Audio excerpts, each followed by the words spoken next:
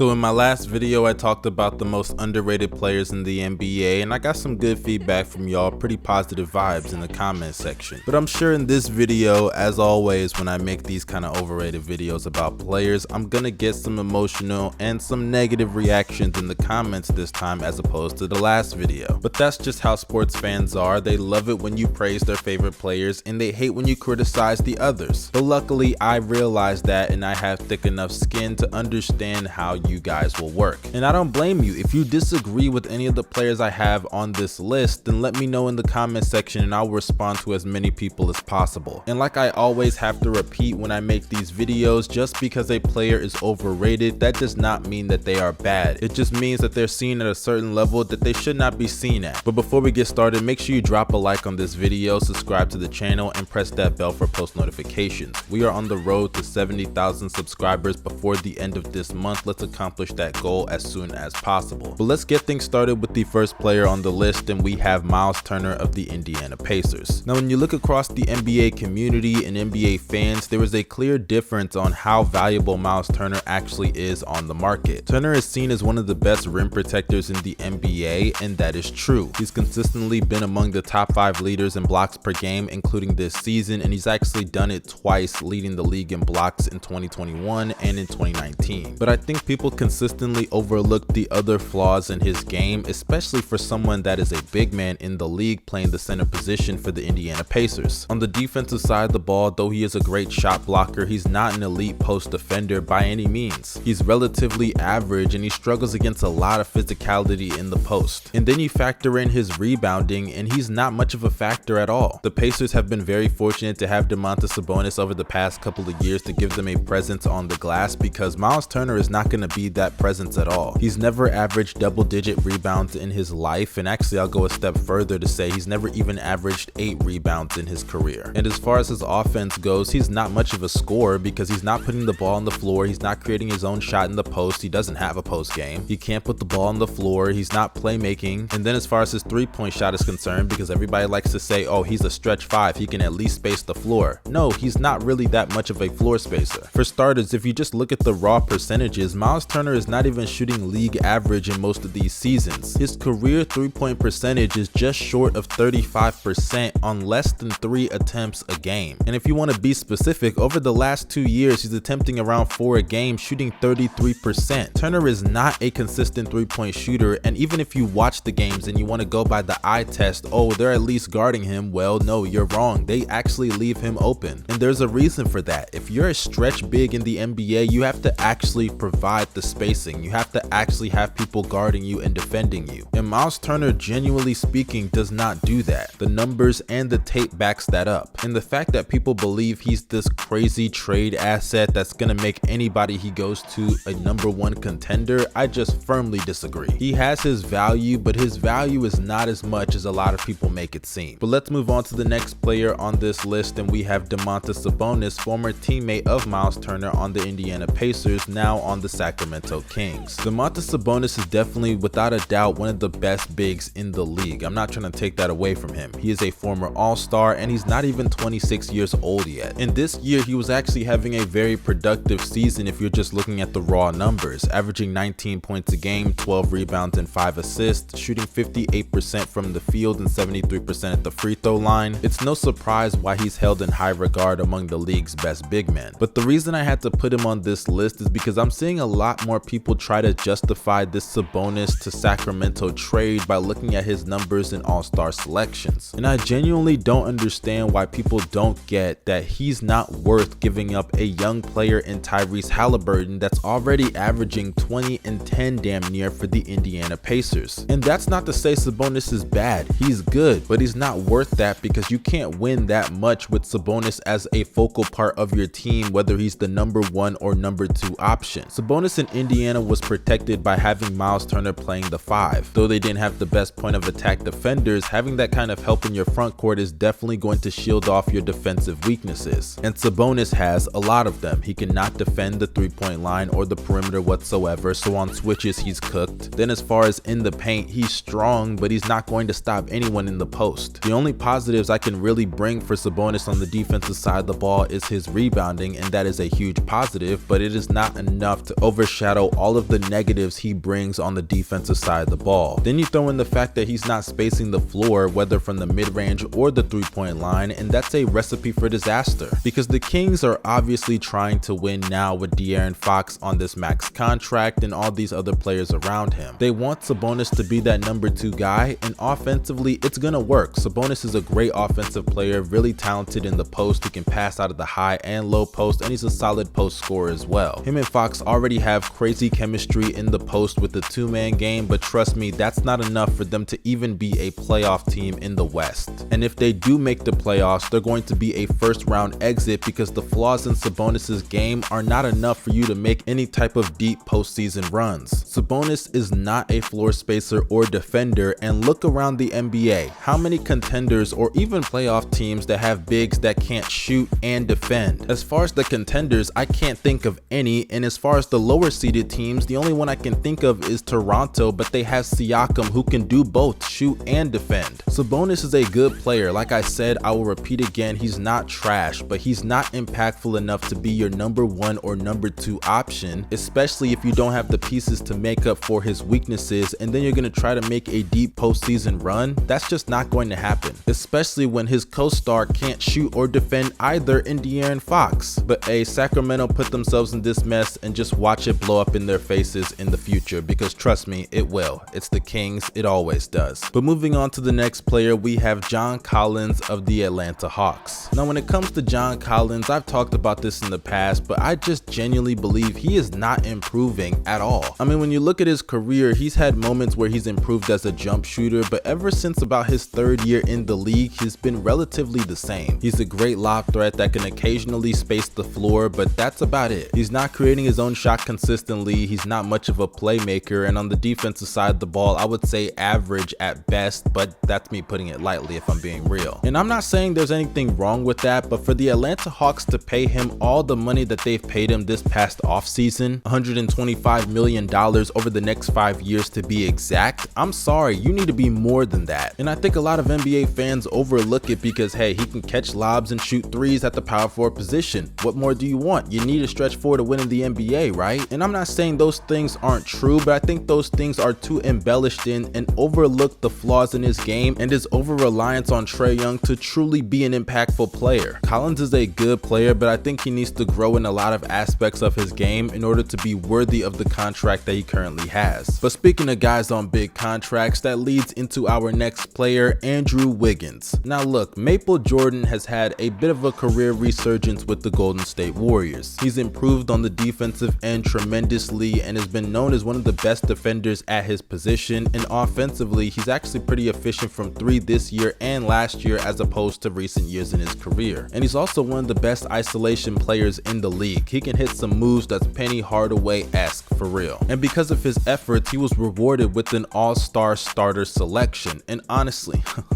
man, that's really where my problem with Andrew Wiggins begins. Because I think a lot of people just look at Andrew Wiggins being on the Golden State Warriors, and he has improved, don't get me wrong, and they just think that he's earned this all-star selection. And to be quite honest with you, I believe he's one of the weakest all-stars that we have ever had. Because not only do I believe he shouldn't have been an all-star, but he sure as hell shouldn't have been an all-star starter. And I get it, you know, BTS gave him that shout out and he got it because of the fan voting, but it's just ridiculous to me that people even think he deserved to be on the team at all. Because at first I kind of gave him a pass, but honestly looking back on it now, he shouldn't have even been an all-star. He shouldn't have been a starter over Rudy Gobert, and replacing him, it could have easily been somebody like an Anthony Edwards. And if you want someone that contributes to winning, because I guess we have to factor that in these days, then go with Jaren Jackson Jr. And I know a lot of K-pop and Warriors fans are gonna get mad at me for saying this, but let's be honest, he's somewhat of a product of Draymond Green. Because as of late, Wiggins has been horrible, especially since the All-Star break. Over his last 14 games since February, Wiggins is averaging 13 points, 5 rebounds, and 3 assists on disgusting shooting splits of 40% from the field, 35% from 3, and 35% at the free throw line. You heard me correctly,